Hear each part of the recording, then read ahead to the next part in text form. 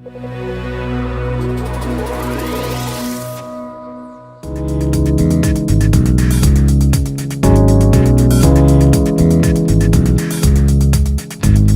siguiente, les planteamos si tienen alguna pregunta o algún aporte o sobre el tema anterior de prisión preventiva que quedó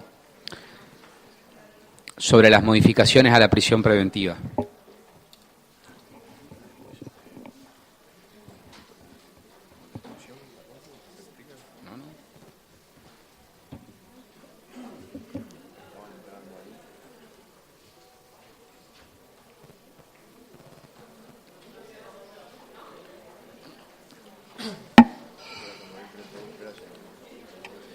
Bueno, ¿nadie tiene ninguna pregunta o comentario? Sí.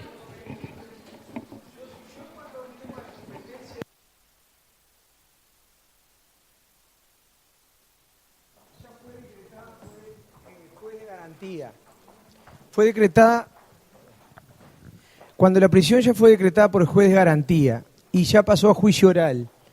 Si se quiere ampliar la prisión preventiva, ¿quién tiene la competencia en cuanto a ese punto? ¿Lo tiene el juez de juicio oral o lo tiene el juez de garantía? Era esa la pregunta.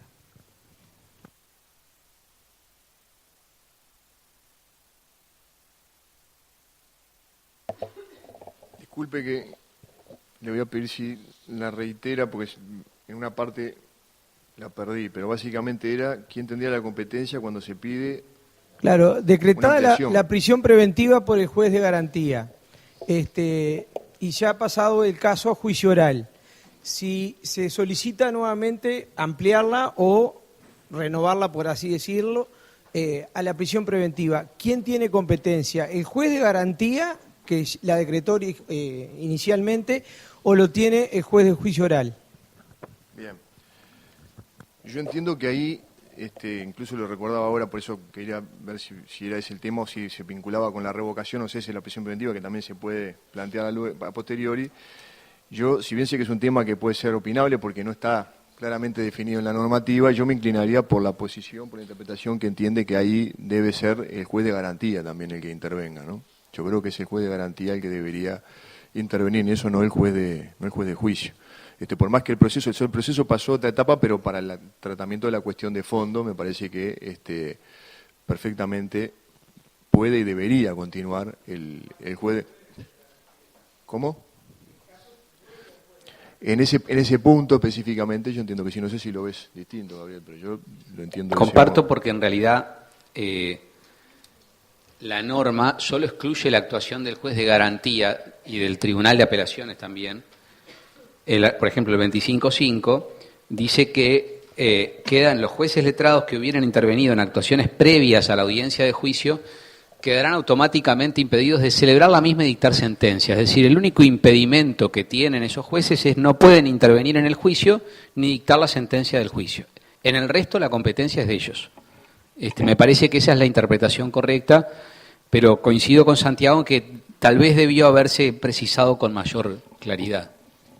Hay por supuesto que pueden haber otros artículos, pero recuerdo puntualmente uno que se publicó en la última revista de Derecho Procesal este año, pero ya hace algunos meses, de Ignacio Soba, que trata ese tema, pero específicamente referido al cese o revocación de la prisión preventiva solicitado cuando ya estamos justamente en la fase de juicio oral. Y la conclusión de él, analiza los distintos argumentos, la conclusión es que sería el juez de garantía, digamos, ¿no? Bien. Otra cosa que la ley no regula en esta a ver, el código tiene muchas soluciones que están, no las reformas, me refiero, hasta el código original, ¿no? En otros países, esto es muy cortito, en otros países la audiencia de formalización se limita a ser un encuentro en el cual el fiscal le comunica, por ejemplo el código chileno, el fiscal le comunica al imputado delante del juez que lo está investigando, punto. ¿Ah? Y termina. Y no está vinculado con la resolución sobre la prisión preventiva. En nuestro código, tal vez también porque tenemos la norma constitucional cuando hay detenido y porque teníamos una larga tradición en ese sentido que vinculaba el comienzo de no del proceso, porque el presumario también era actividad procesal, pero la sujeción al proceso en la concepción tradicional lo vinculaban con la prisión preventiva. Entonces se reguló la audiencia de formalización para resolver las dos cosas, ¿no? Eso llevó a que cuando se reguló el procedimiento para resolver la prisión preventiva, solo se pensó en ese supuesto. Y no se pensó que la prisión preventiva puede pedirse después, porque de repente puede no haber riesgo cautelar en el momento de la audiencia de formalización y el riesgo sobrevenir después. Se amenaza a un testigo después de la audiencia de formalización, por ejemplo. Y en ese supuesto el Código no establece cuál es el procedimiento para adoptar la medida cautelar. Lo cual, salvo en una cosa, fíjense, es el artículo que regula ese punto, cuando se regula la prisión preventiva a partir del artículo 223, se establecen los requisitos, y esperen que cambié de código, porque ya Aval me regaló el último, con las 10 modificaciones, y claro, ya he tenido como 10 códigos, entonces uno lo ubica rápidamente cuando lo tiene el código al principio. Bueno, a ver, está por acá.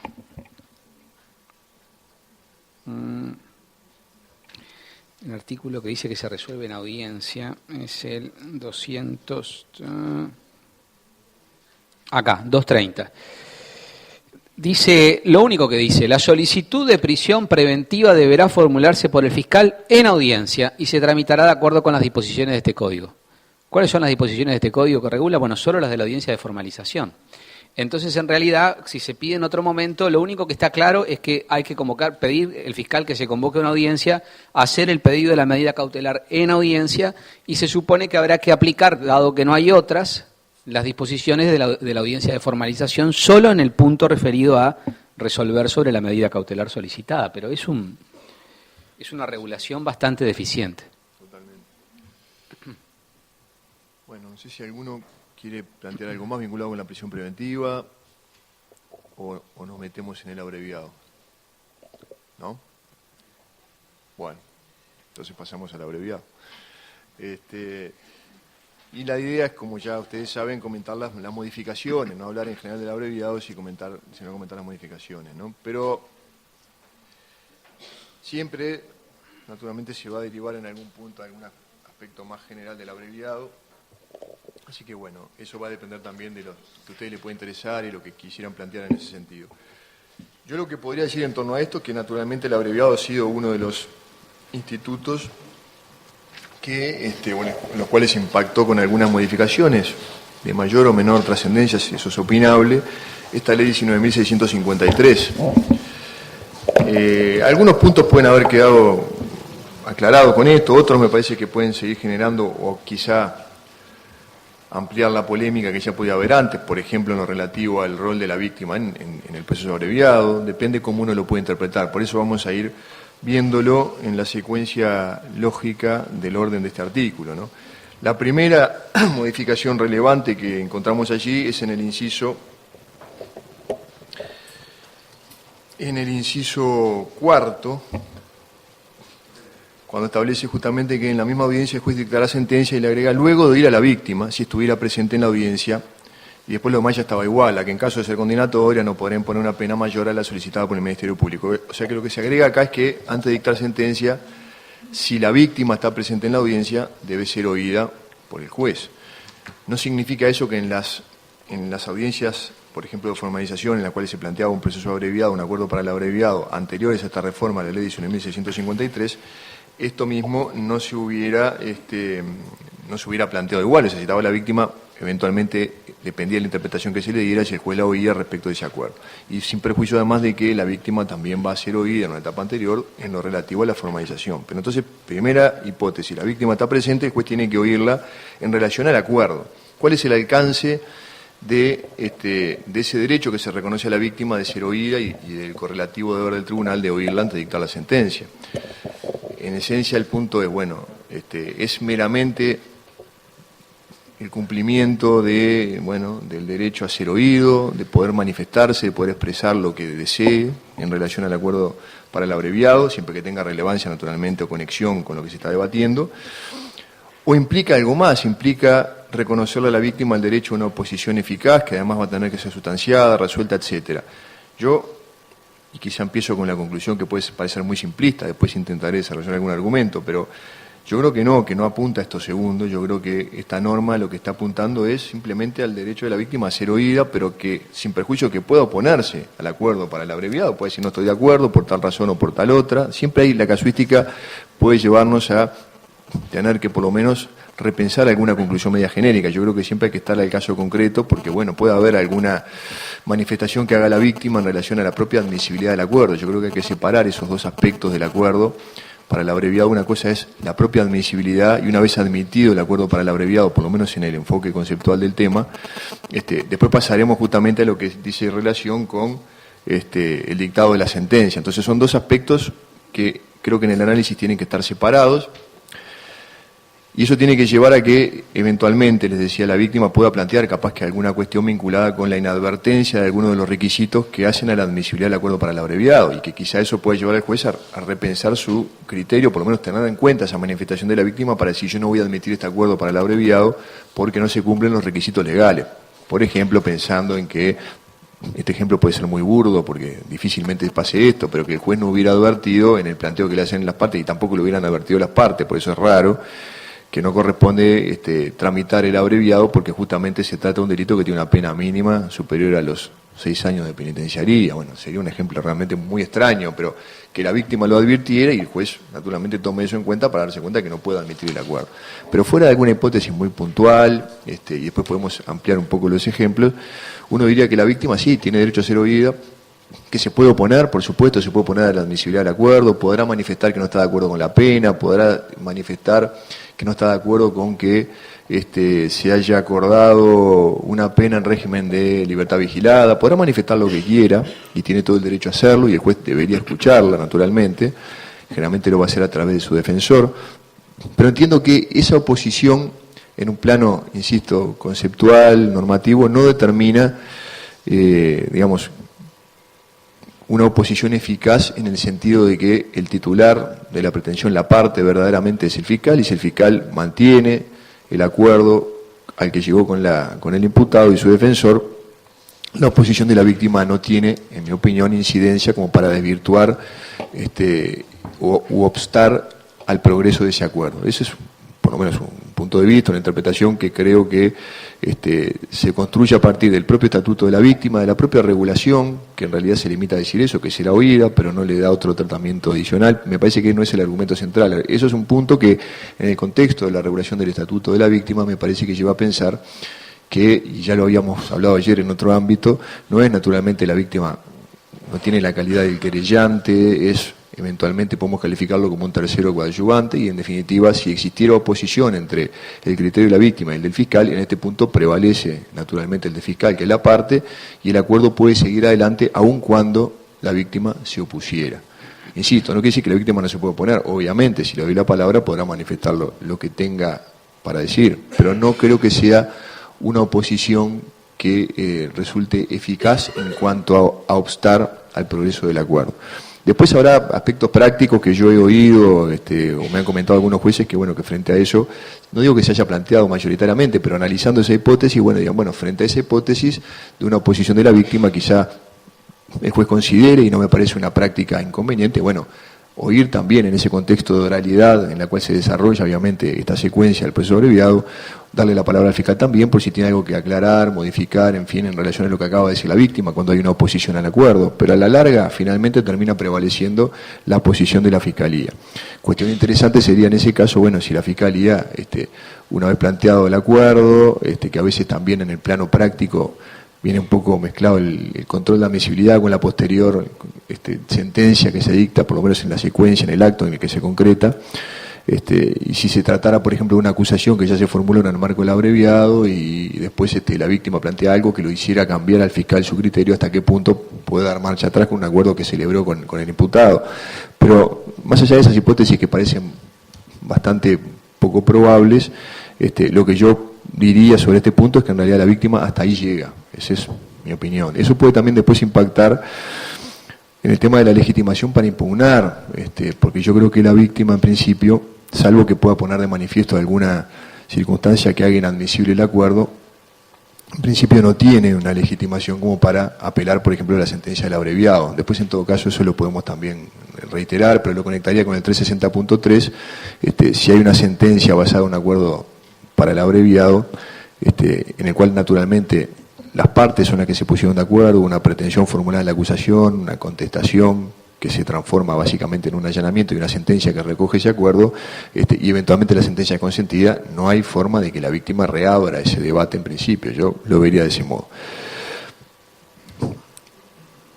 Habrán, y capaz que ahí uno plantea un matiz que tratando de formular alguna hipótesis podrá parecerles poco verosímil, pero bueno, podemos plantearla.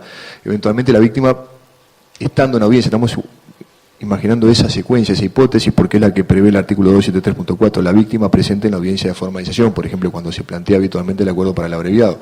La víctima que ya pudo haberlo manifestado cuando se planteó la formalización y lo retoma ahora en esta etapa de la audiencia de formalización, cuando se plantea el acuerdo para el abreviado, insiste que en realidad los hechos no se adecuan típicamente a lo que planteó el fiscal y que en realidad sería un delito que obsta a que se trate de un abreviado. Estoy llevando un ejemplo muy concreto, pero que pueda servir como para pensarlo, razonarlo. Por ejemplo, se llega a un acuerdo para un abreviado por un homicidio con dolo directo, pero la víctima insiste que en realidad fue un femicidio, por ejemplo, no lo quiere hacer ingresar en esa calificación que obstaría al abreviado porque la pena mínima superaría la que permite el código para la tramitación del abreviado.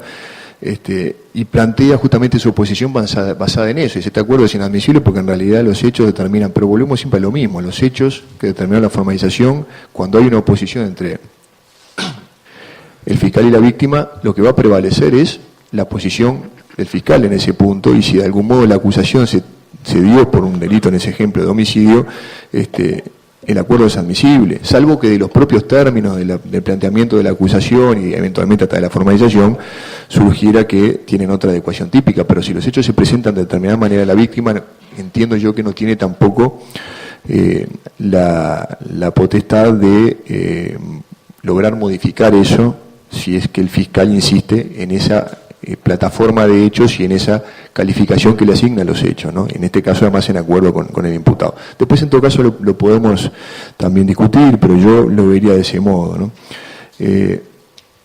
De ahí pueden derivarse, o por lo menos a partir de ese planteo pueden siempre derivarse otros ejemplos, hipótesis muy variadas. Yo simplemente me basé en una, pero podemos imaginarnos otros ejemplos en los cuales la víctima pueda querer discutir que en realidad debió haberse acordado al menos en parte una pena de cumplimiento efectivo o en una parte más sustancial, y en realidad está cuestionando allí la decisión del fiscal, porque además después también podemos hablar de eso, determinadas instrucciones generales, y puntualmente la instrucción general número 10 le establece que en determinados delitos en los que se entiende que existe interés público en la persecución, la pena acordada debe ser por lo menos en parte de cumplimiento efectivo, no toda de libertad vigilada. Entonces supongamos que el fiscal se aparta de eso, pero bueno, es un tema, en esa hipótesis, el fiscal se está apartando, entiendo yo, no de la ley, sino de una instrucción general que generará eventualmente su responsabilidad funcional, será otro tema, pero en el plano del proceso no está actuando fuera de la ley tampoco el fiscal. Entonces, no quiero decir con eso que el fiscal diga, bueno, yo la instrucción general no la miro, no, naturalmente es vinculante, bueno, es todo un tema eso, pero en definitiva no veo allí una oposición tampoco eficaz de la víctima, porque bueno, eso a lo sumo podrá, ese tipo de desacuerdos a la larga me parece que se trasladan a otro ámbito, al ámbito que puede ser más bien de la responsabilidad funcional del fiscal y no al ámbito específicamente procesal que estamos analizando ahora. Entonces, en cuanto a este inciso cuarto, eso es en principio lo que tendría para manifestar en cuanto a, bueno, qué alcance le damos a ese derecho a ser oído. Yo creo que es eso, derecho a ser oído, a expresar lo que quiera plantear, oponerse eventualmente, pero sin que eso genere realmente una incidencia que deba culminar en que el juez deba considerar eso por encima de lo que plantea el fiscal. Si el fiscal se mantiene, yo creo que el juez ahí no tiene mucho margen para mucho más que haberlo oído y dejarla contar. Bueno, la constancia queda en el registro de audire, naturalmente.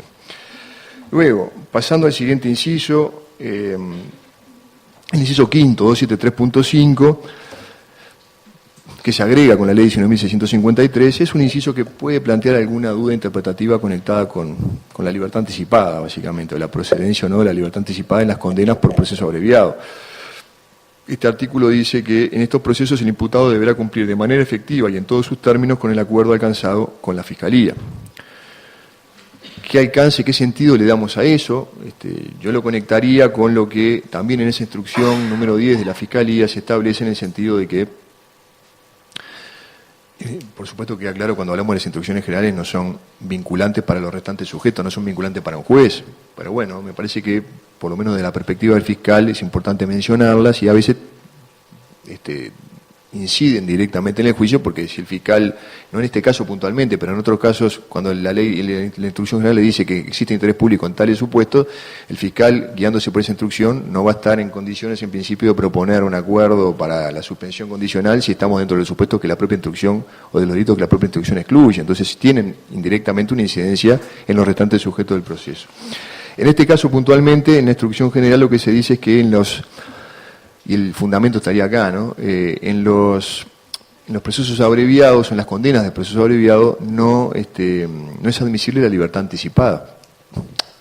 Lo que debería de algún modo plantearse, más que no es admisible, que el fiscal, frente a un pedido de la defensa, se debería oponer por entenderse que no es admisible la libertad anticipada, porque estaría yendo, no lo digo que la instrucción lo establezca en esa forma clara, pero la base estaría allí, estaría yendo en contra de este inciso quinto, porque si se acordó una pena de cumplimiento efectivo, en la parte de cumplimiento efectivo no debería admitirse la libertad anticipada. Esa es la lógica que estaría plasmada en esa instrucción y en una posible interpretación de esta normativa, que yo simplemente, y como mi rol en esto es simplemente presentar la problemática, lo voy a dejar planteado, después en todo caso también lo conversamos, me gustaría escuchar también la opinión de Gabriel, yo lo veo por lo menos como una conclusión discutible, si bien entiendo que quizá lo que se procuraba con esta norma, la finalidad era esa, en alguna medida también estaba conectado con eso. En la armonización con el resto del sistema y sobre todo con la regulación de la libertad anticipada no queda del todo claro. No dice exactamente eso de la norma en términos tan claros. La libertad anticipada, justamente siendo algo tan trascendente, quizás si esa era la finalidad debió haberse planteado, me parece, en términos más claros, más explícitos.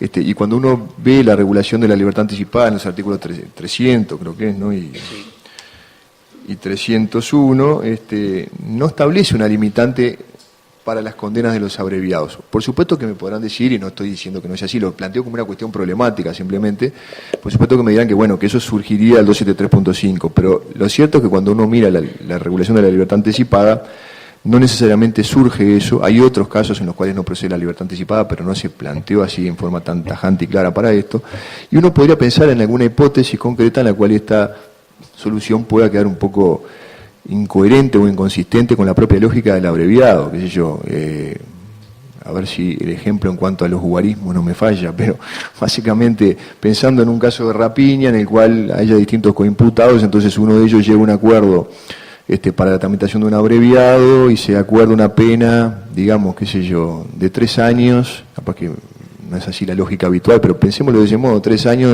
de prisión de cumplimiento efectivo. Otro coimputado, sigue el proceso ordinario, no llega a un acuerdo para el abreviado, finalmente es condenado, capaz con una pena de 4 años y tantos meses, y puede solicitar en el abreviado la libertad anticipada, de modo que va a estar saliendo antes, por decirlo así, puede estar saliendo antes que el que fue condenado en el abreviado. Obviamente que ese ejemplo puede hacer agua por varios lados y lo miramos con un criterio más realista. Seguramente en un caso concreto, considerando esa posible interpretación, la defensa procurará que en el acuerdo para el abreviado y al negociar la pena, por decirlo así, o en la forma de cumplimiento de la pena, establecer que de esos 3 años que mencionaba hace un rato, parte sea de cumplimiento efectivo y parte también de libertad vigilada. O sea que en definitiva ese ejemplo puede, por supuesto, ser criticado, pero lo quería plantear como para ver una hipótesis en la cual uno diría, negarle a un condenado a un abreviado la libertad anticipada puede, en la propia sistemática, resultar un poco inconsistente en alguna hipótesis muy puntual como esa. Pero insisto, no quiero tampoco hacer de esto una cuestión de principio, o por lo menos plantearla en términos absolutos, porque reconozco que el 273.5 tiene alguna lógica que puede estar dirigida a eso. Insisto, para redondear la idea, simplemente, me parece que si era esa la idea, debió haberse plasmado en forma más clara, y de algún modo también incluirse en la regulación de la libertad anticipada, diciendo que las condenas obtenidas en proceso abreviado no rige la libertad anticipada, y no lo dice así. Pero bueno, quedó planteado. Después, en todo caso, eso, si ustedes quieren o si Gabriel quiere, lo volvemos a conversar. Después, el inciso sexto, el 273, que también se agrega, tiene una, digamos, una forma de verlo en la cual uno diría, bueno, en principio un enfoque en el cual lo que podemos hacer es simplemente describir aquellos casos en los cuales no se puede pactar una pena por debajo del mínimo legal. Son los casos que están previstos aquí en la norma, por leerles algunos, bueno, varios casos de delitos sexuales, además de eso podríamos agregar, bueno, el homicidio con dolo directo. Básicamente son esas hipótesis que están previstas, delitos sexuales que mencionan allí y el homicidio con dolo directo, ¿no? En la instrucción general de la Fiscalía número 10 también se repite básicamente esta solución. Recuerdo que en algún punto se planteaba allí... Porque no pude... No pasa nada. No, está bien. Gracias. Estamos con un tema de claves acá, pero no. Gracias.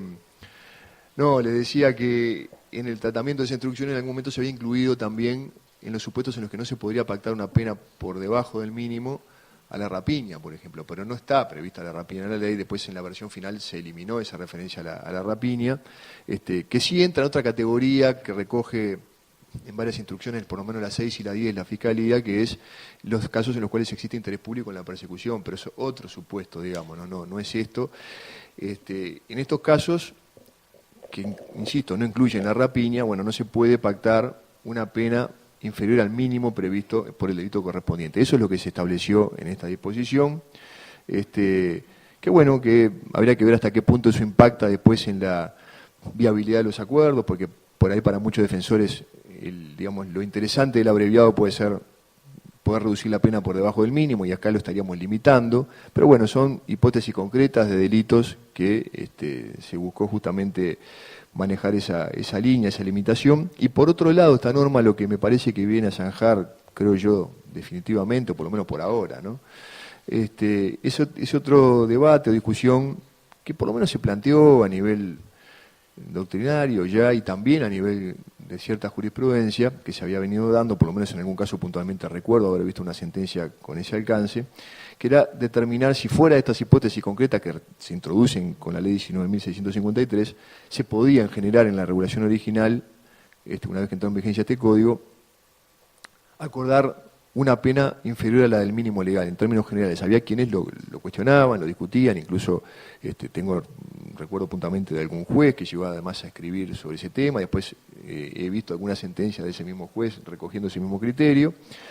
Pero bueno, yo creo que con esta norma queda la interpretación bastante más clara. Es decir, en estos casos que establece el 273.6 no se puede pactar una pena por debajo del mínimo. En los demás delitos, sin ninguna duda, sí. O sea que yo ya me inclinaba por esa otra lectura, pero además con esto me parece que quedó del todo claro que es así. En cuanto a la forma de cumplimiento de la pena, en realidad no dice mucho más la ley, el código, digamos, ¿no? Pero sí quería mencionarles, y creo que ya al pasar hice esa mención también, pero vale la pena por lo menos insistir brevemente en ello, que la instrucción número 10 establece que en los casos en los que se entiende que existe interés público en la persecución del delito, por ejemplo, dentro del elenco de delitos que menciona la rapiña, la pena pactada debe contener por lo menos una parte de pena de cumplimiento efectivo. No es algo que la ley lo establezca, lo imponga, pero los fiscales con esa instrucción, bueno, van a buscar que en la negociación de la pena esa instrucción dirigida a los fiscales se pueda respetar. Entonces, eso va a incidir naturalmente en las negociaciones, ¿no?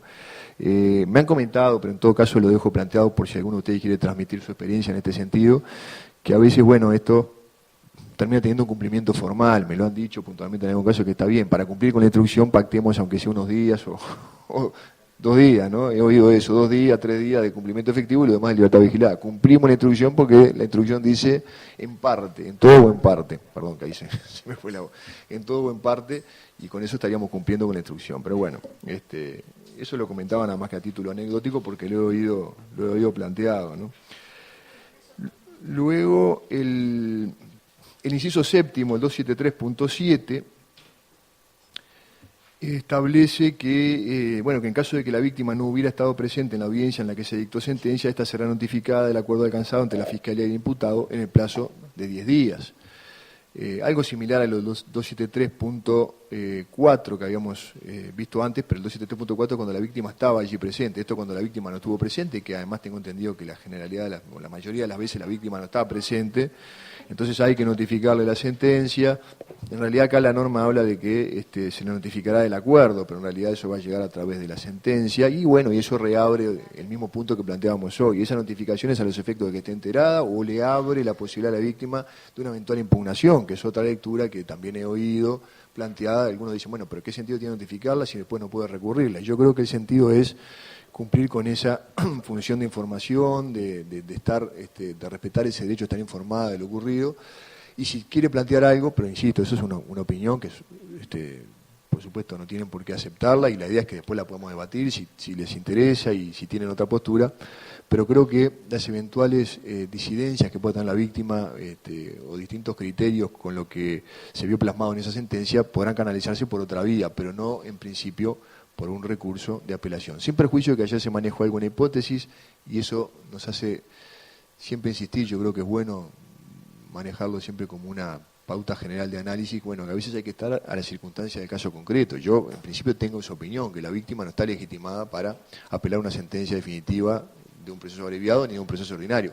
Por supuesto que si eventualmente, de acuerdo al contenido de esa sentencia, pudiera tener una afectación directa la víctima, bueno, ahí podría cambiar el panorama, digamos, ¿no? Ahí podríamos estar hablando de otra cosa, pero creo que son situaciones bastante excepcionales. Incluso cuando se hablaba ayer me acordaba, después no lo planteé, pero lo introduzco ahora también, en general no referido específicamente al abreviado, y volviendo al tema de la legitimación de la víctima para impugnar, alguna solución puntual, que en este caso está establecida en la ley 19.580, la de género, que establece que en determinados supuestos la víctima también tendrá que, la sentencia deberá tener, contemplar también cierta reparación económica ya fijada allí también en la propia ley, de modo que ahí puede, esa normativa puede determinar que en ese caso puntualmente la víctima tenga un interés directo en la medida que la sentencia no recoja esa solución que establece la ley, que le genera, o por lo menos le reconoce un derecho que debería plasmarse en la sentencia. Ahí puede haber una afectación directa de su interés si la sentencia no recoge ese derecho, o si eventualmente es una sentencia absolutoria, pensando en un proceso habitualmente ordinario, porque ahí, bueno, no estaría en condiciones de poder obtener esa reparación. Básicamente, y sin perjuicio que sé que el abreviado da para mucho más, la idea era comentar estas modificaciones, que entiendo que son esas, y dejarlo ahora abierto a lo que quiera en este caso plantear Gabriel, y después abrirlo al debate y al intercambio de opiniones. Así que, si tú querés agregar algo. Bueno, a ver, sobre este tema de las modificaciones al proceso abreviado, primero, la modificación referida para englobarlo en un solo concepto, la participación de la víctima en el proceso abreviado.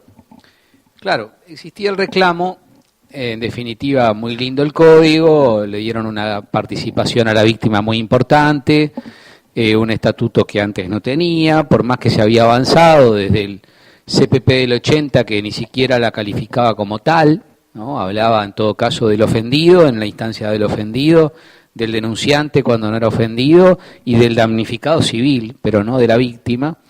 Después apareció la ley de responsabilidad penal del empleador y ahí se coló una modificación al CPP, que al principio se discutió si se aplicaba solo a los delitos de la ley de responsabilidad penal. A mi juicio era una discusión que no tenía demasiado sentido, porque se estaba sustituyendo un artículo del código y el artículo del código se aplicaba a todos los supuestos. Ahí le dio otro estatuto a la víctima, con un alcance igual discutido, porque está bien, le daba ciertas potestades, pero había ámbito para discutir. Recuerdo un trabajo de Santiago sobre ese tema, publicado en la revista. Bueno, había ámbito para discutir, también lo tratamos en el código comentado viejo, en la segunda edición.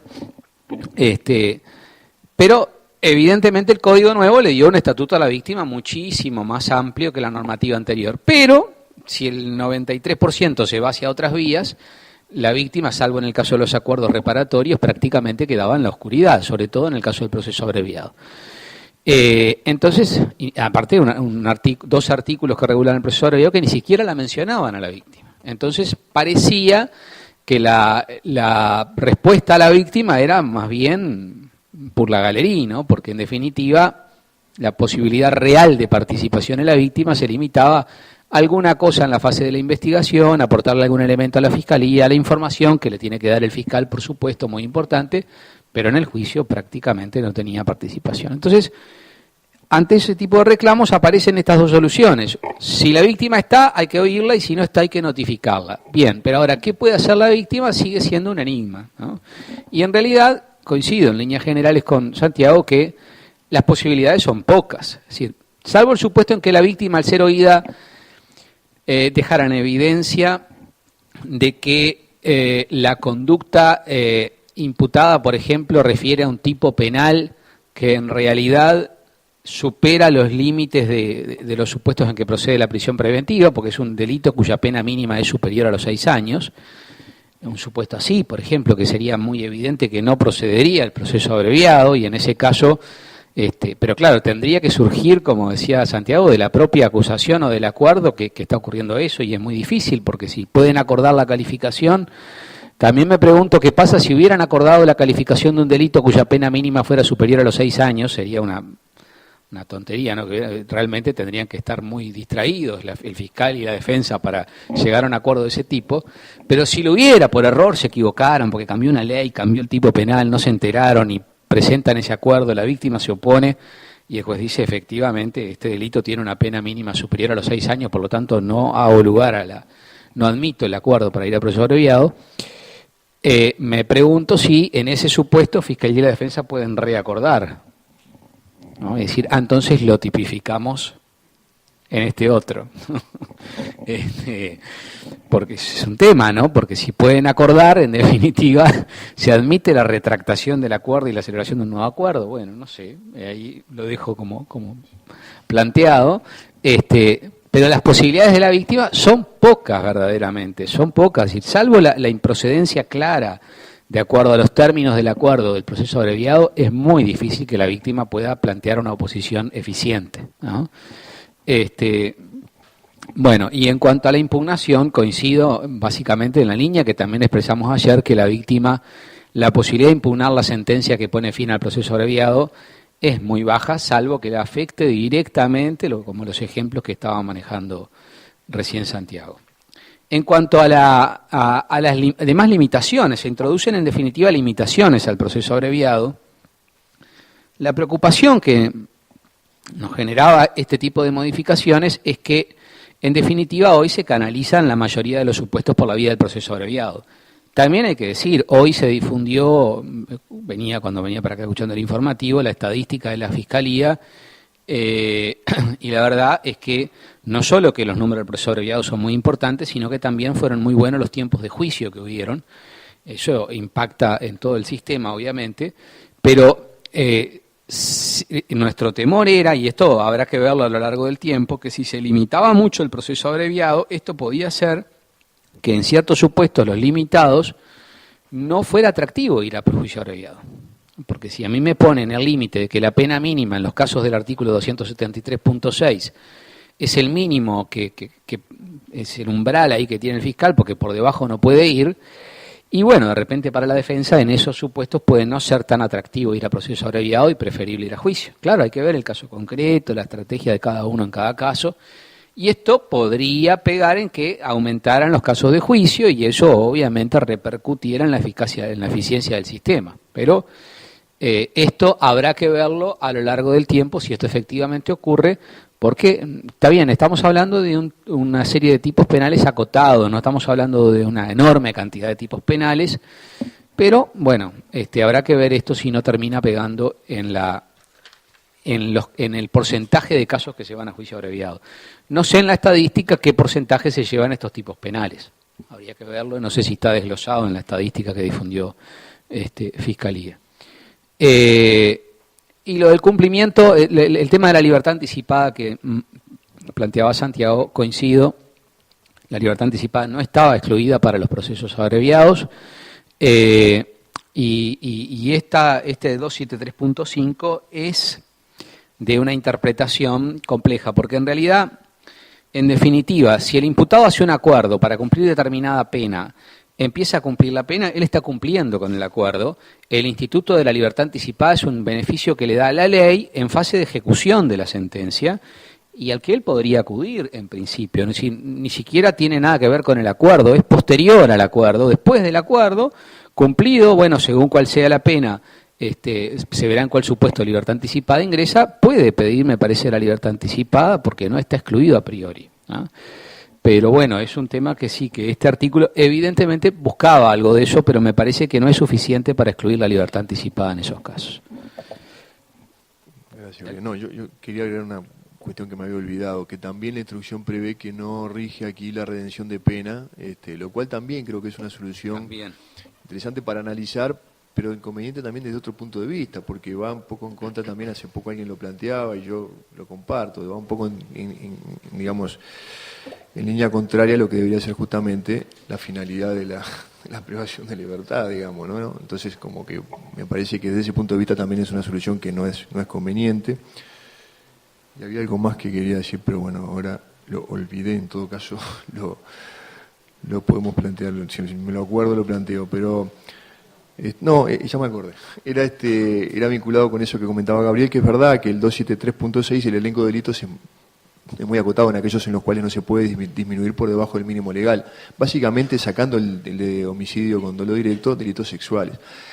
Y había, sin duda, una insistencia en poder limitarlo ahí, por lo menos de determinados sectores, bueno, limitar ahí la posibilidad de rebajar las penas.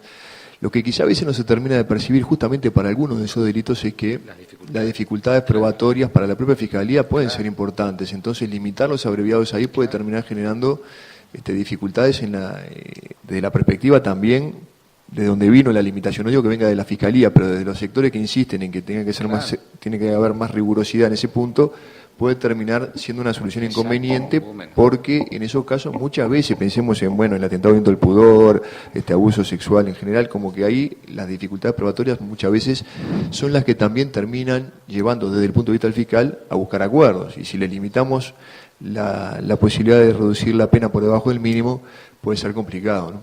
Pues sí. Pero era eso. Quiero ver si se termina dictando una sentencia absolutoria en juicio. Quiero ver, a ver. Puede ser un problema. Sí. Bueno.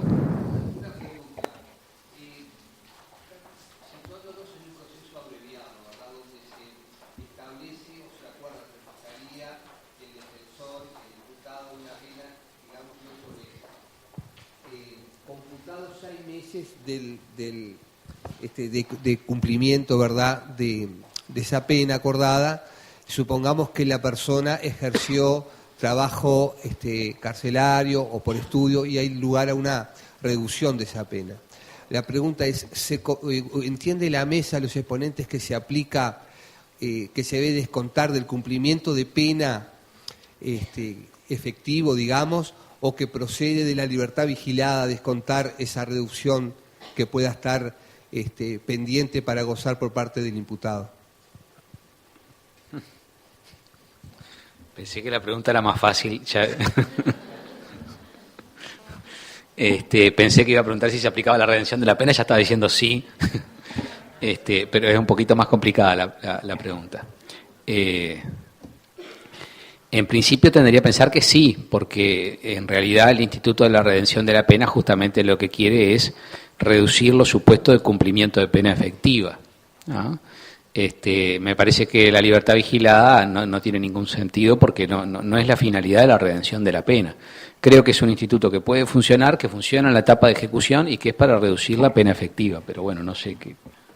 Sí, yo coincido. Lo único que agregaría es que seguramente en esos supuestos el fiscal, la Fiscalía, en aplicación de esa instrucción general, seguramente se oponga. Pienso yo, porque la instrucción seguramente está estableciendo, no recuerdo ahora exactamente los términos, pero creo que lo dice claramente, que no rigen, en los casos del abreviado, la libertad anticipada y la redención de la pena. Lo plantea en forma expresa, si no lo recuerdo mal, creo que lo dice en forma expresa en la instrucción número 10, o sea que ahí seguramente va a haber una oposición de la Fiscalía. Yo comparto el criterio que planteaba Gabriel recién, que es aplicable, pero bueno, ese puede ser el punto de discusión. Sí. Yo no sé si no entendí, pero tengo la duda y me la quiero sacar. En aplicación del 273.5, si yo llego a un acuerdo abreviado en el caso, ¿corresponde aplicar el Instituto de la Redención de la Pena o no corresponde? ¿Es aplicable o no es aplicable?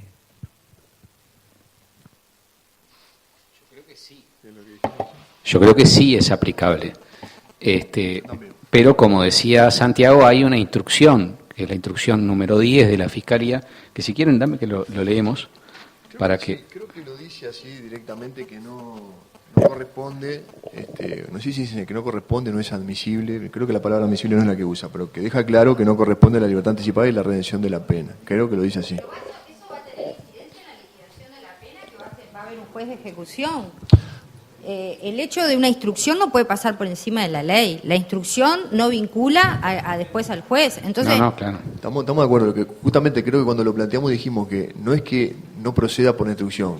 Yo lo que planteé fue que seguramente un fiscal, ante un pedido de libertad o basado en la redención, va a oponerse. Eso fue mi punto de vista, pero no quiere decir que porque lo diga la instrucción, eso sea vinculante ni para el defensor ni para el juez. Dice así. Dice, el imputado deberá cumplir de manera efectiva y en todos sus términos el acuerdo alcanzado con la Fiscalía. Esto es lo que dice la modificación al 273.5. Pero de acá se concluye, o sea, se desarrolla por la instrucción y dice, en caso de ser en su totalidad pena privativa de la libertad, la prisión será de cumplimiento efectivo, no aplicando el beneficio de la libertad anticipada ni el beneficio de la reducción de pena por trabajo y estudio. Esto dice la instrucción. Pero ahora, yo me pregunto, vamos a ponerlo en términos crudos. El fiscal exige a la defensa que para firmar el acuerdo quiere poner una cláusula que diga, este acuerdo tiene que cumplirse efectivamente, no se aplica el instituto del beneficio de la libertad anticipada o la reducción de pena por trabajo o estudio. A ver, pero supongamos lo quiere acordar, lo quiere poner en el acuerdo y la defensa firma. A mí me parece que la renuncia a estos beneficios no es válida. ¿Ah? Y por más que la defensa lo haya firmado, esa renuncia no es válida. Es decir, yo entiendo, el fiscal tiene que cumplir con la instrucción, por supuesto, ¿no? Sí. Uno puede pedir la pena, la libertad anticipada o la redención de pena y el juez la puede dar perfectamente porque no lo vincula. El juez la lo tiene que instrucción. resolver, claro.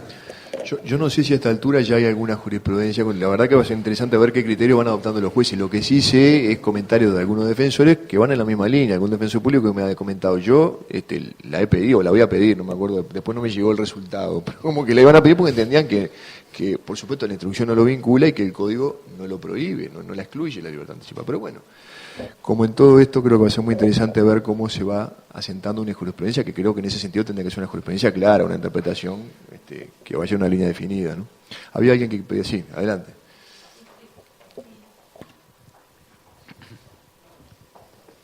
Yo estoy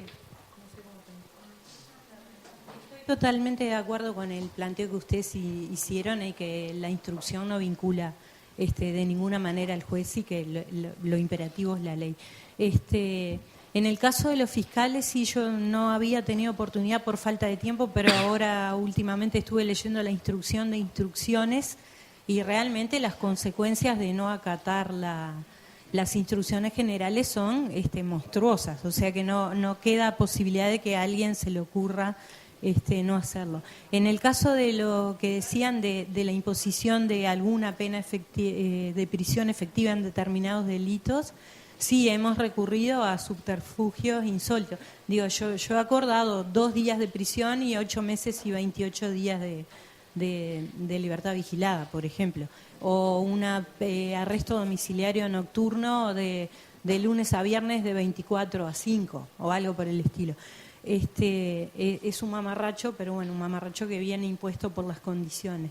Y en el otro caso de las libertades, sin duda que entiendo que tienen que pedir y que debería corresponder que el juez habilite la redención por trabajo y estudio, y nosotros nos vamos a tener que oponer porque también es imperativo, Pero en el caso de las libertades anticipadas y otras, hay que tener muy presente la ley 19446, ¿no?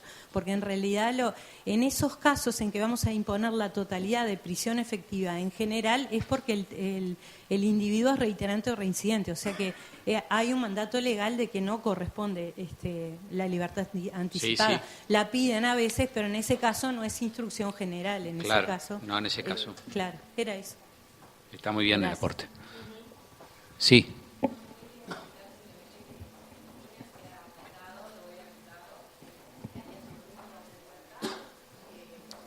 A oficina actuaria una reliquidación de pena, había horas computadas, el informe del INR vino súper favorable de esa persona y bueno, yo entendí que a mí la instrucción de fiscalía o la oposición no era vinculante y bueno, esperemos que no sé si me van a apelar, pero bueno, entendí eso, simplemente. Muy bien. Bueno, gracias por ese aporte porque estábamos pidiendo jurisprudencia, ya tenemos acá por lo menos algún antecedente, así que bueno, inmediato. Muchas gracias. Está bueno tener los creadores de la jurisprudencia, la información en el acto. Veremos qué pasa, ¿no? Pero bueno. No, pero es un dato interesante, por lo menos para mí es un dato muy interesante poder tenerlo.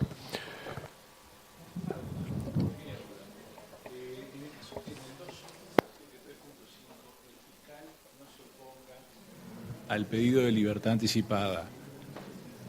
Esto no vincula al juez porque la norma dice el imputado deberá cumplir de manera efectiva. O sea, lo pone imperativamente. Cumple el acuerdo, pero la ley le da el beneficio de pedir la libertad anticipada. Y en realidad no es que él, porque es un beneficio que le da la ley. Es decir, el acuerdo no puede excluir la aplicación de beneficios que le da la ley. Y si los excluyera, no serían válidos. La renuncia anticipada a un beneficio no sería válida. Entonces, él cumple los términos del acuerdo, pero, bueno, en determinado momento está habilitado a usar ese beneficio. Secuela. Eso tiene que estar en el marco, es decir, por más que la Fiscalía lo quiera establecer preceptivamente, eso está en el marco de la ley, ese beneficio, y cualquier fiscal cuando firma un acuerdo, en su visión del acuerdo, tiene que tener presente que esa posibilidad está en la ley. Por más que él pida que no se aplique, tiene que pensar, bueno, va a poder pedir la libertad anticipada. Bueno, eso puede influir en los términos del acuerdo, pero... Sí, y yo no sé si yo capaz que entendí mal, pero creo que en su pregunta también planteaba como que, o en su planteo planteaba que el fiscal no se oponía. En el caso que no se pusiera, si no era vinculante para el juez, decir, bueno, yo creo que una norma... Sí. No, yo creo que lo de vinculante no pasa en buena medida por la interpretación de la norma y comparto plenamente lo que decía Gabriel. A lo que agregaría, que además en ese ejemplo puntualmente hay que ver cómo incide también toda la sistemática del acusatorio. Si el fiscal no se opone, bueno, a mí me parece que en definitiva estamos remitiendo de alguna manera también al tema de los acuerdos. Sé que es capaz que entrar en un terreno más opinable, pero me parece que facilita mucho la decisión que el fiscal no se ponga. Pero no creo que vaya a ocurrir, porque como decía hace un instante, sí, para los fiscales es vinculante y difícilmente no la vayan a cumplir, ¿no? Sí, allá al fondo, no sé quién de los dos, perdón. Bueno, están con el micrófono. Y yo quería preguntar qué alcance tenía la ley 19.653 en cuanto al beneficio de la inaplicabilidad del beneficio de la libertad anticipada para casos que comenzaron con anterioridad a la entrada en vigencia de la ley.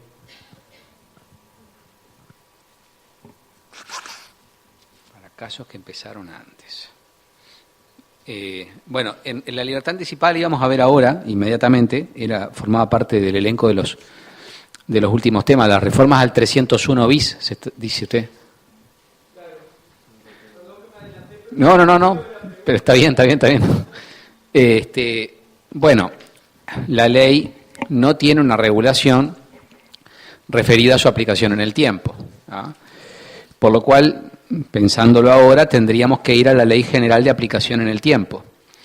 El inciso final del artículo 16 del CPP dice, es decir, la regla en materia procesal es la aplicación inmediata. Pero el inciso final del artículo 16 dice, todo ello salvo que la nueva ley suprima un recurso, elimine algún género de prueba o en general perjudique al imputado, en cuyo caso dicho proceso se regirá en este punto por la ley anterior. Por lo cual entiendo que en cuanto esta ley suprime un beneficio, los casos anteriores se rigen por la vieja ley. Sí. Sí, en respecto, me agarro ahora me tomo eso último que dijo respecto a la ley de redención de pena, porque me parece que la ley por redención por estudio o trabajo es un beneficio para el imputado en cuanto buscaba, la finalidad de esa ley era la rehabilitación de la persona y la reinserción social, que el estudio y el trabajo no solo le permitan acortar su pena, sino prepararlo para su salida a la rehabilitación y reinserción social. Pediríamos la finalidad de esa ley. Y ahora sí, tomo lo último que dijo, que como una ley que beneficia al privado de libertad, la voy a dejar de lado por la otra que le saca ese beneficio. Claro. Después lo otro, la interpretación de cumplimiento efectivo. Si vamos al tenor literal, cumplimiento efectivo es que vas a prisión. En un caso una pena mixta. Vigilada es que no vas a prisión. Efectivo, en ese periodo tenés que ir a prisión. Pero en ese periodo no le puedo privar del derecho a redención. Y es discutible lo de la libertad anticipada. Ahí, según en términos que lo haya acordado con la Fiscalía. Nunca como defensora, salvo, no creo que tampoco me lo han planteado, de firmar eso que decían antes, de poner renuncio a la anticipada y renuncio a la otra ley. Era eso lo que quería plantear. Yo con todo respeto, cuando vi la norma, primero me asusté y después me dio mucha gracia porque me pareció que fue un intento malísimo de realmente quitar el beneficio de la libertad anticipada y la redención, que era lo que ocultaba la norma, pero con una tan mala técnica que no se puede sostener que ese numeral haya, o sea, en esa redacción que tiene, o sea, quite un beneficio como es la libertad anticipada y menos tampoco la redención por trabajo y estudio. Y para mí la redención por trabajo y estudio es cumplimiento efectivo, si lo interpreto, o sea, para mí es cumplimiento efectivo, será 2 por un día, lo que sea, pero él cumplió, que un día le valga 2, bueno, pero cumplió efectivamente también. Yo creo que fue por ese lado. Pero fue tan malo como lo hicieron, que capaz que lo hicieron encubiertamente, con esta redacción medio light para que no se notara que la intención era esa. Pero bueno, para mí le salió mal. Yo como juez no tengo duda ninguna de que no se deja de aplicar libertad anticipada y se sigue teniendo redención por trabajo y estudio. Me llamó mucho la atención que al otro día de cuando entró en vigencia esta modificación, ya de la cárcel estaban preguntando, doctora, ¿le seguimos mandando, o sea, como que, no sé, armaron un alboroto, le seguimos mandando, sí, ustedes sigan mandando todo de trabajo y estudio, no importa fecha, no importa nada, síganlo haciendo. Digo, yo nunca, al menos yo nunca dudé. Si era lo que pretendía, me parece que le salió mal. Y aparte, el 291 está clarito, que es preceptiva el descuento. O sea, ni siquiera se puede hablar de que la normativa por el abreviado derogó por ser posterior en el tiempo el tema de la redención. El 291 literal D lo reitera y lo dice específicamente. Y de hecho lo trata de manera preceptiva, o sea, se descontará. Incluso habla de día de prisión o limitación de la libertad, o sea, no lo restringe al día cárcel, sino a otras limitaciones. Exacto, de la libertad. Para mí está clarita la discusión a nivel de norma. Sí, sí. Sin perjuicio de que la instrucción de la Fiscalía, que o sea, está clara también, está lastimosamente clara, pero está clara.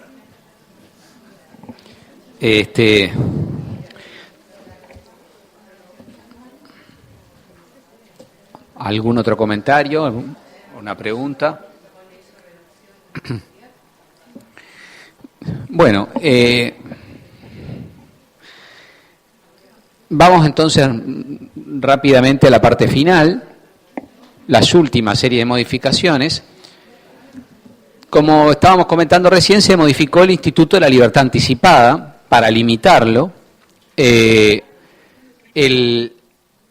artículo 301 dice que el beneficio de la libertad anticipada no será de aplicación para quien cometiere los siguientes delitos y enuncia una serie de delitos que están excluidos de este beneficio. a veces nos cuestionan a los abogados cómo redactamos y cómo hablamos, pero también los legisladores tienen una manera de hablar bastante complicada, ¿no? Es necesario decir, el beneficio de la libertad anticipada no será de aplicación, suena con una...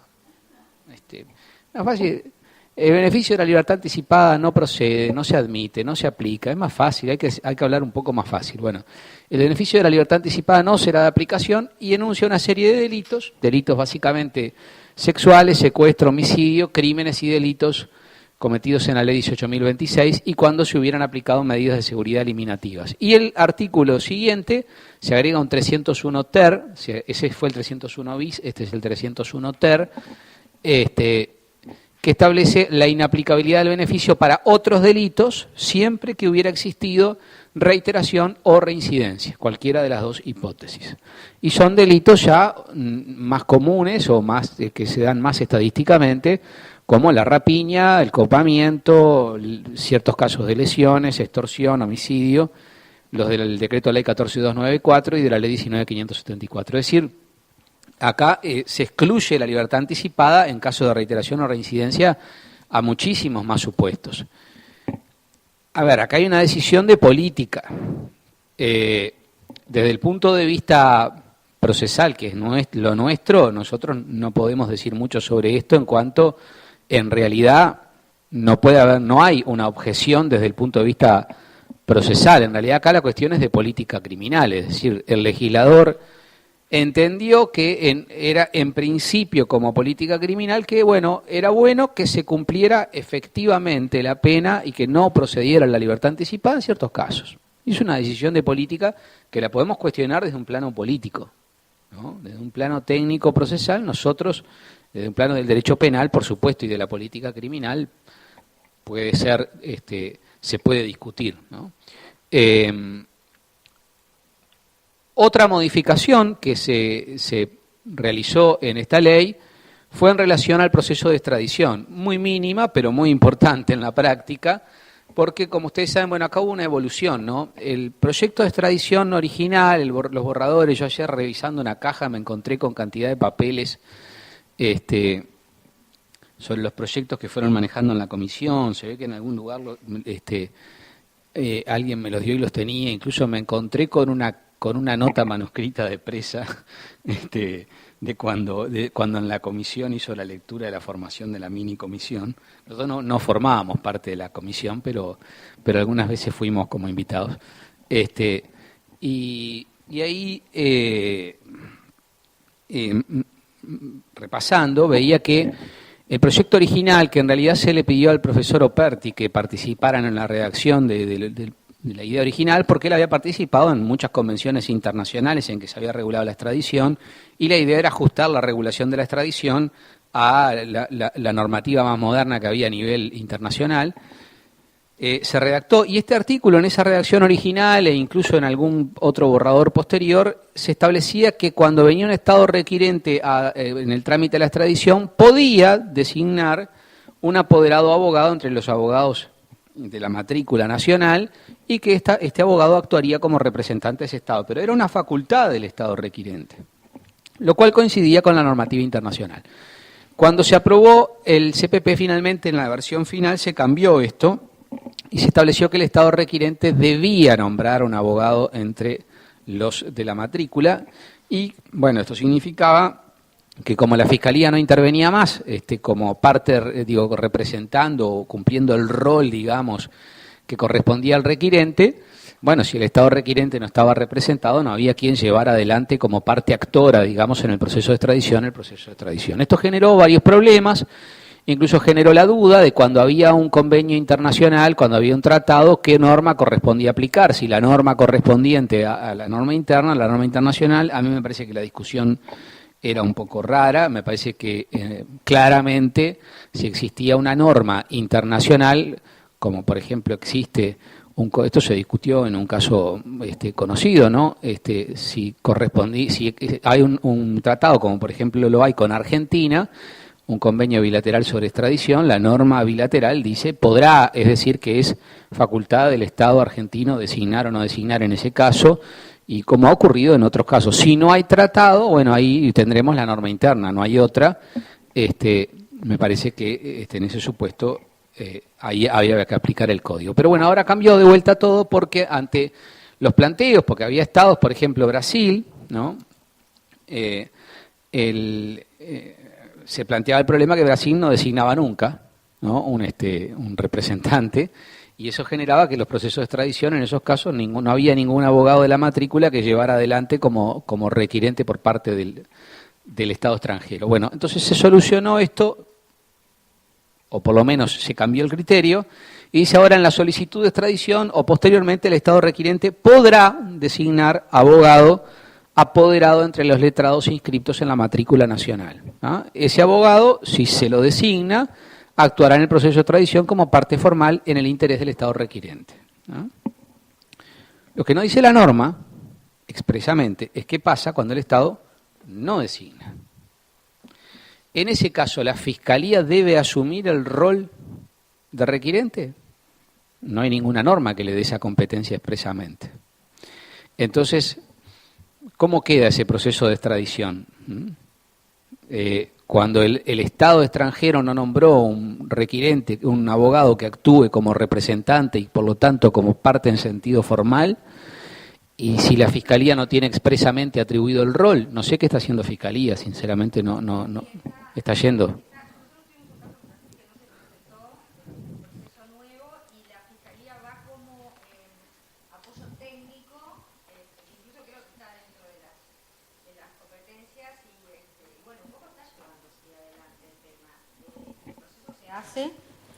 Digo lo que pasa en la práctica. Sí. No pasó hace Sí. poco.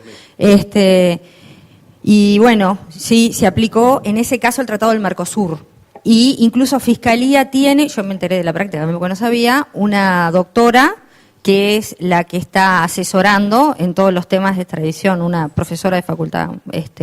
Y bueno, sí, está Fiscalía haciéndolo. Era un caso de latrocinio, de lo que sería un homicidio muy especialmente agravado, y se procedió así. Se hizo todo el proceso y se solicitó nueva documentación y todo, y siguió adelante.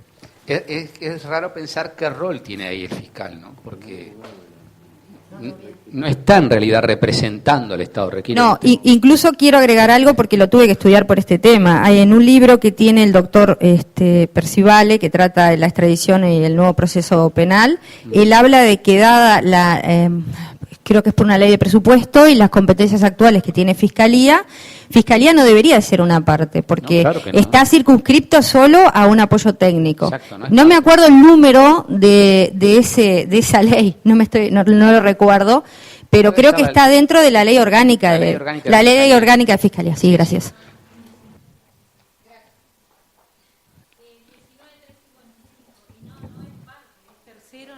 Claro. De quién en ese caso, pero, sí, claro. Pero no tiene calidad de... Por eso, no es parte. Entonces, ahí tenemos que preguntarnos, desde la lógica del nuevo sistema acusatorio, ¿es un proceso sin parte actora? Es decir, sin parte actora que actúe representada, sin que lo impulse. Es un poco... por eso en la lógica del código que debiera designar tenía sentido para que hubiera un actor efectivamente. Está claro que esto generaba innumerables problemas con los estados extranjeros, pero bueno, tenemos que aceptar entonces que este es un proceso que en la estructura actual no se ajusta, digamos, a la idea general del código. Se está actuando casi que de oficio, sin un estado requirente actuando. ¿No?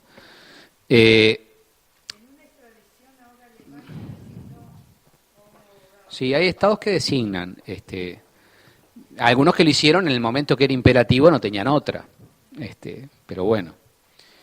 Bueno, Brasil no designaba directamente, aunque fuera preceptivo, no designaba a nadie, claro.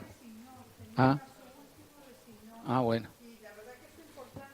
Y claro. La designación, gracias.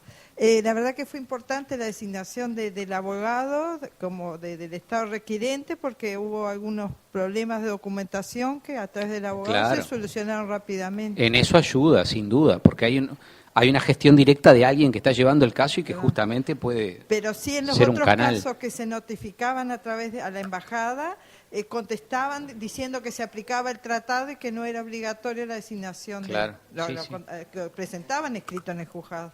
Sí. Gracias. Bueno, por último, en esta última parte, pues le doy la palabra a Santiago para que si quiere agregar algo sobre estos puntos. El último punto refiere al cambio en la iniciativa probatoria del tribunal y su alcance, ¿no? Bueno, como ustedes saben, el código en esto tuvo un cambio radical, ¿no? El código del proceso penal, esto se discutió en el seno de la comisión y se llegó a la decisión de, cuando se aprobó el código del proceso penal, excluir absolutamente la iniciativa probatoria del tribunal. Esta exclusión surgía de varias disposiciones. Por un lado, en el código original, cuando se regulaba en el artículo 140 la iniciativa probatoria, se decía: podrán poner prueba la Fiscalía, la defensa y la víctima, el juez debe resolver sobre la admisibilidad de las pruebas, es decir, claramente no podía disponer prueba de oficio.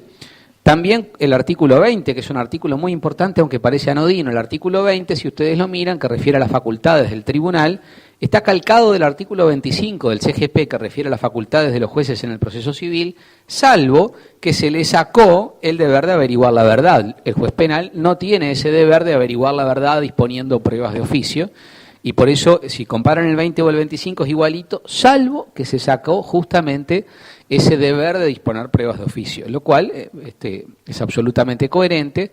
Además de que en la propia exposición de motivos del proyecto elaborado se dice expresamente que se excluyó por consenso en la comisión toda posibilidad de que el tribunal dispusiera prueba de oficio. En el código original, además, como ustedes saben, solamente se podía hacer por el juez preguntas aclaratorias o ampliatorias. En la versión final se sacó lo de ampliatorias y quedaron solo las aclaratorias, así que esa es la única participación que tiene el juez en la producción, digamos, probatoria. No tiene iniciativa, su participación en la producción es más bien de control, por supuesto, dirección formal y hacer ese tipo de preguntas aclaratorias. El 144, además, agregó en la última modificación de la 19.436, esto me refiero antes de la modificación, para que no quedara ninguna duda, los jueces no podrán realizar actividad probatoria, ni incorporar de oficio evidencia alguna. ¡Pum! Se terminó la discusión. ¿Esto por qué? Bueno, porque algún autor, incluso una distinguida miembro de la comisión y una querida profesora de Derecho Procesal, sostuvo en unas jornadas en Mercedes hace unos años que a su juicio el juez podía, en casos muy excepcionales, disponer pruebas de oficio. Eso lo discutimos en esas jornadas. La mayoría sostuvimos que no, que el juez no podía en ningún caso disponer pruebas de oficio, pero ahí había quedado planteada esa cuestión hasta que finalmente el 144 lo dijo expresamente: para eliminar cualquier duda, el juez no podrá en ningún caso disponer prueba de oficio. Y así quedamos con el código. Desde que entró en vigencia no había ninguna duda para ningún operador que el juez no podía disponer en ningún caso ninguna prueba de oficio, lo cual es de lógica absoluta en un sistema acusatorio, porque es evidente que en un sistema que parte de la presunción constitucional o principio constitucional de la inocencia, cualquier prueba que disponga el tribunal de oficio solamente tiene utilidad para incriminar. Es decir, esto es algo tan evidente que no necesita ser demasiado desarrollado. Bueno, así estábamos, pero bueno, en esta modificación que surgió, los propios legisladores lo decían, a raíz de algún caso concreto en el que, como ustedes saben, un juez dictó una sentencia absolutoria y fue cuestionado incluso por algunas autoridades, pero ¿cómo? No dispuso él no ordenó las pruebas que dice que Fiscalía no pidió, en una crítica que revela que no se entiende cuál fue el cambio de sistema, porque digo, ese fue el cambio del sistema. Bueno, se decidió incluir primero, modificar el artículo 144, literal C, que ahora dice: los jueces no podrán realizar actividad probatoria ni incorporar de oficio evidencia alguna, con excepción de lo previsto en los incisos 2718 y 2719. Acá una precisión terminológica. El 2718 y el 2719 no son incisos, son ordinales. En realidad, el inciso es el párrafo, digamos, separado, ¿no? Pero bueno, no importa. Esos son ordinales o parágrafos, pero no son incisos. Esto yo me pregunto si habrán, no trabajarán como se trabajaba antes en la revisión de estilo, ¿no? Porque digo, verdaderamente uno ve cosas en la redacción que son un poco difíciles de aceptar, ¿no? Bueno, esto es mínimo, esto te diría que es nada más que un prurito, pero hay otras cosas que son complicadas. Bueno, el 2718 dice: el tribunal podrá disponer durante el plazo para dictar sentencia diligencias para mejor proveer, ¿no? O sea que dispone en una norma que está redactada a título facultativo, podrá, pero bueno, esto en realidad no es definitorio acerca de cuál es la situación jurídica en la que se encuentra el tribunal. En principio, los tribunales se encuentran en situación de deber y no de facultad, y por lo tanto perfectamente se puede interpretar que esta norma le está imponiendo un deber de disponer diligencias para mejor proveer. Por ejemplo, cuando el artículo 24 del CGP dice el juez podrá y enumera una serie de atribuciones, todos interpretamos que son deberes y no son facultades, o sea que el podrá acá tampoco es definitorio para decir que es una facultad estrictamente. Distinto si dijera, bueno, con algún agregado, según las circunstancias del caso, que le diera un margen de... Bueno. Y dice esta norma que, bueno, lo puede hacer si lo acota primero en varios sentidos. Primero, este está regulado en el artículo 271. Por lo tanto, se refiere solo al juez de primera instancia. Y se refiere al juez en la audiencia de juicio. Y nada más. Es decir, no se aplica ni al juez de garantía, llamémosle, en las otras audiencias, ni en la audiencia de formalización, ni en la audiencia, mucho menos de control de acusación. Se refiere solo al juez de juicio y al juez de primera instancia, pues está refiriendo a la audiencia de juicio, no al tribunal de apelaciones, por ejemplo, si tuviera dudas al momento de dictar la sentencia. En segundo lugar, lo limita porque dice que es solamente durante el plazo para dictar sentencia, no antes, es decir, no durante el juicio, sino en el plazo para dictar sentencia. Esto supone que el tribunal, recuerden que por el 271, el tribunal tiene que dictar la sentencia al término de la audiencia y excepcionalmente puede diferirla por un plazo no mayor de 15 días, que sí que si la dicta en forma inmediata tampoco va a poder usar la facultad. Es solamente cuando decidió diferir, se decidió retirar a dictar sentencia y ahí puede disponer la medida para mejor proveer. Ahí puede haber una duda mínima, es si puede disponerla cuando dispone a retirarse para dictar sentencia en el mismo acto, porque la norma dice durante el plazo. Es decir, que pareciera que la hipótesis es, dispone que va a dictar sentencia dentro de ese plazo de los 15 días y cuando empieza a estudiar le surge la duda y ahí decreta la diligencia para mejor proveer. Porque no está diciendo que al retirarse puede, a diferencia del CGP que prevé las dos cosas, al retirarse o durante el estudio. ¿Ah? O sea que parecería que es solo el juez de juicio, solo en el juicio, solo el de primera instancia y solo durante el plazo de estudio, ¿no? Esa para acotar el alcance. En ese caso se prevé, por supuesto, que las partes pueden solicitar a modo de contraprueba. Ya la sola utilización de la palabra revela en qué posición se lo colocó al juez. El defensor hace prueba contra el juez, ¿no? Es decir, el juez es un agente de la persecución penal. Esto es, se da pero de frente con el Código del Proceso Penal.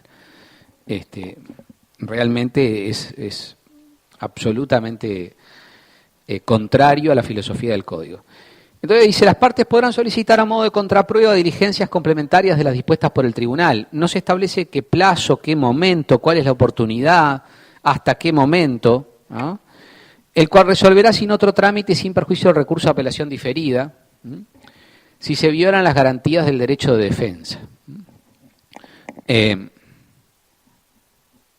realidad, siempre que el juez no dispusiera una prueba, se estarían violando las garantías del derecho de defensa, ¿no?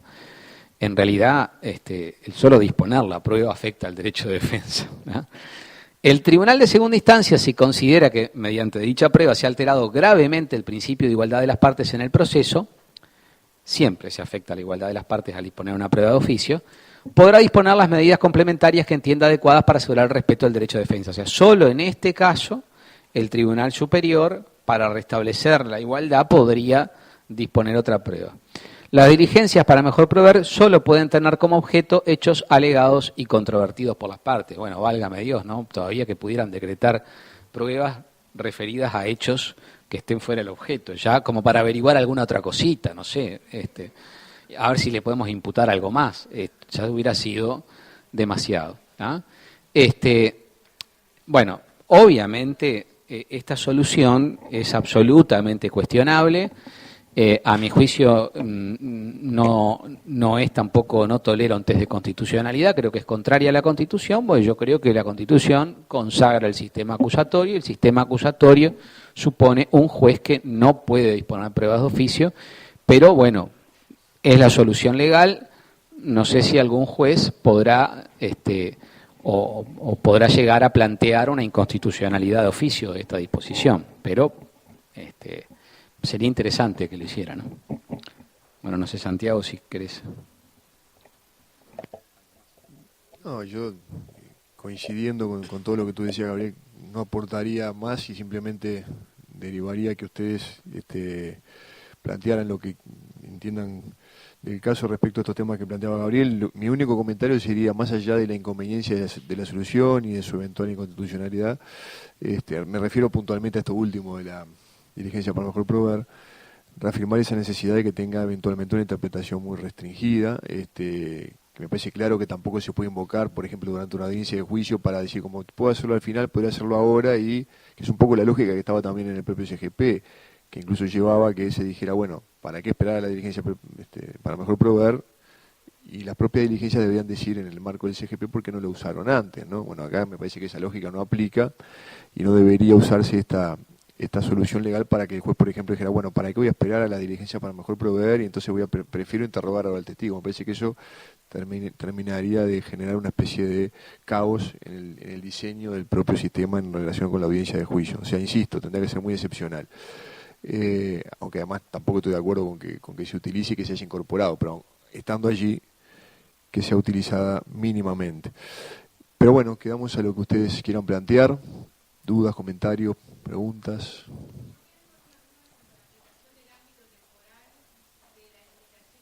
Anticipada.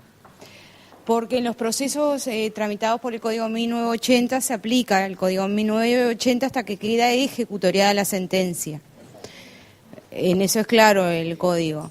Entonces, queda ejecutoriada la sentencia, aplicamos código nuevo.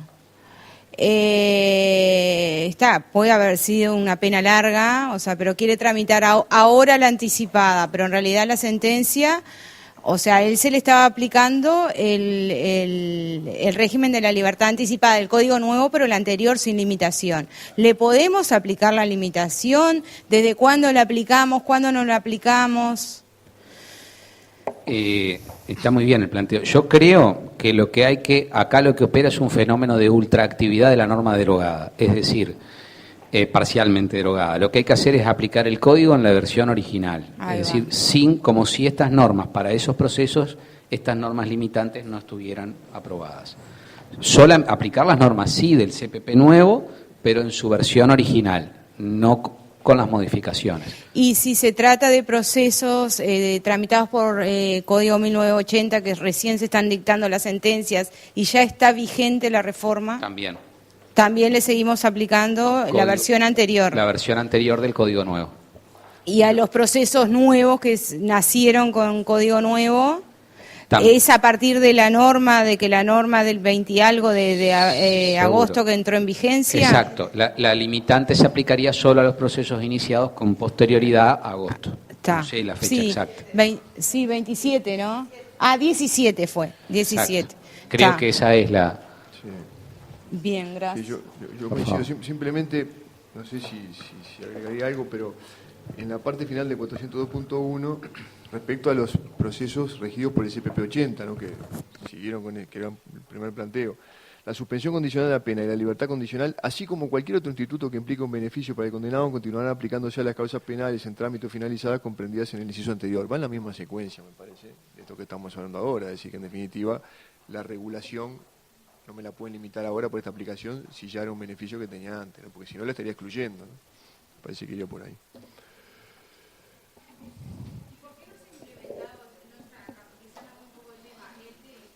Muy en el abreviado y me quedó la duda. ¿Por qué cuesta tanto o no se ha implementado o se ha optado por no implementar el proceso abreviado en materia de adolescentes? Bueno, es un tema. En realidad no hay ninguna razón para que así no sea. Nosotros hemos hablado, el otro día nos encontramos justo de casualidad en una esquina, los tres veníamos, porque él venía por un lado, y nos encontramos con un defensor público que actúa en materia menor hace muchos años, y nos pusimos a conversar, y claro, el planteo que nos hacía es que están absolutamente superados por la cantidad de casos que se llevan a juicio de adolescentes, porque no pueden ir por estas vías alternativas. No, y la cantidad de pruebas en juicios que a veces contiene un juicio, 5 o 6 hurtos, es un montón de pruebas. El adolescente se aburre, ya no sabe qué hacer dentro de la audiencia, no está entendiendo nada. Mamá nos decía que preguntan, sí. ¿Por qué no podemos hacer un acuerdo? Sí. Claro. Está bien. Sí, los acuerdos probatorios en el control de la acusación. Claro. Pero el adolescente de ahí no le importa. Que claro, quiere algo más expeditivo. Más sustancioso. Y ahora pasa sentado horas, sentado viendo que pasa una persona, entra otra. Se están haciendo larguísimos los procesos de los adolescentes. No hay razones técnicas, no las hay. No sé cuál es la motivación política. No sé, tal vez es que nadie le ha hincado el diente nada más, pero la verdad es que no tiene sentido la diferencia. No sé por qué. Realmente se ha estado hablando, ¿no? Cuando uno habla con los operadores, todos comentan lo mismo.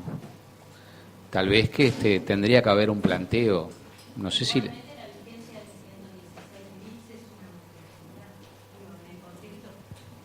Contexto de este proceso nuevo, mantener la vigencia del 116 bis para un adolescente, cuando de repente tenés una rapiña sin agravantes, que con primarios podés acordar totalidad de vigilada con el imputado mayor de edad, y tenés que recluir una cautelar de prisión de 1 año para el adolescente.